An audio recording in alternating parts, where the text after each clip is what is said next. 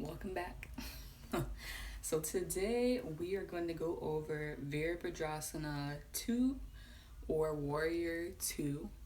The last video I didn't break down the meaning of the name. So if you're struggling to say Sanskrit, you'll say Virabhadrasana, Virabhadrasana. And then Virabhadra means an incarnation of Shiva, which is a deity with 1,000 head, eyes, and feet. So if you're not familiar with Indian or Hindu spiritual beliefs, Shiva is a warrior god or warrior deity. And then asana, of course, will always mean pose. So this is considered a beginner level pose. It's a standing pose.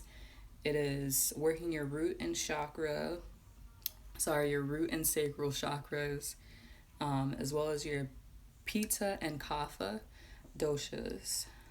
So the benefits, there's a ton of benefits of doing this pose. So I'm just gonna read them off for you.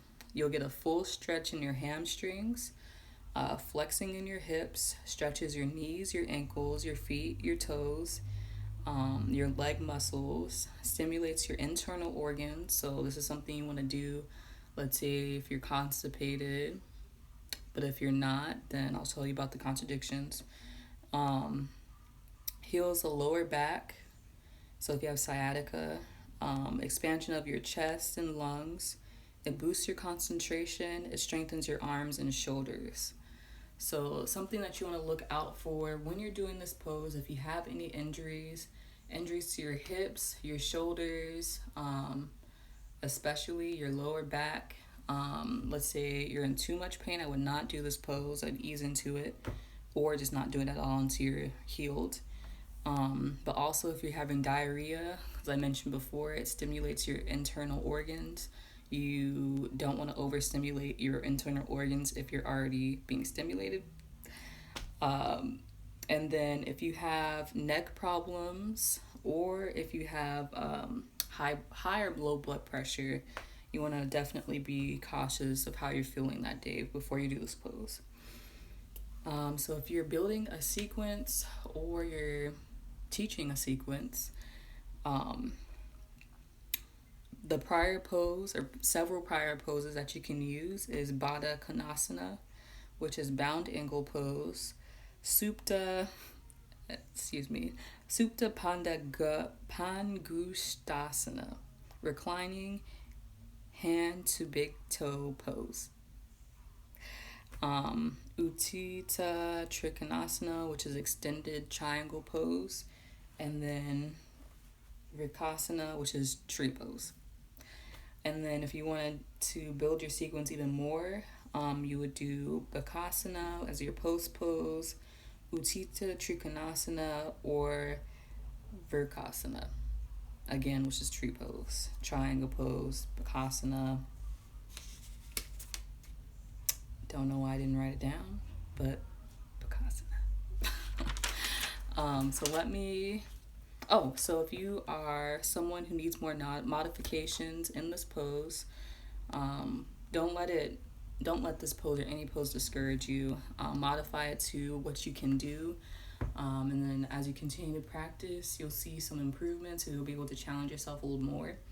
But I don't want you to come into this pose and injure yourself while in this pose.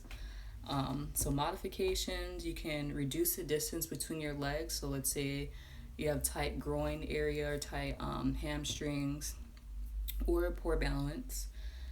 You can place your back foot on the wall, which I can show you, or you can place a chair below bent thighs, which I cannot show you because I don't have a chair, but I will try to cue you as if I did. So to get into Virabhadrasana 2, you can come into a mountain pose. I think I favor my right because I'm right-handed, but I'll do my left this time. So I'll step my left leg back, straight behind me. I'm using the wall for balance. And then I will bend my front leg, my right leg, in a 90-degree angle. Here, I will lift my shoulder blades down and back, and then I'll also turn. As you turn your torso, your foot will also want to spin with you. So now you have your shoulders at a level plane parallel to the ground. You're leaning into your pose in the front leg, shoulders down and back, and then you just want to gaze over your hands. And this is your Virabhadrasana 2. So if you're someone who needs some modification, you can easily just place your hands on your hips, which will be a variation. Yeah, place your hands on your hips. You can also come to a wall and keep your balance this way, making sure that you're standing upright as tall as you can. Again, from this side, you'll just spin. I'll do my left leg forward still. You'll have your back foot on the wall or a sturdy place. You'll still come into this pose how I had taught you. So I don't really have that much space, so I'll have to like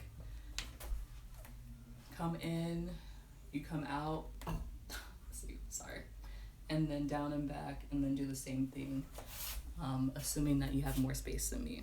But again, this was Virabhadrasana 2, Warrior 2 pose. And if you're practicing for the first time, don't get discouraged. I want you to continue to practice because with practice comes perfection. So thanks for watching.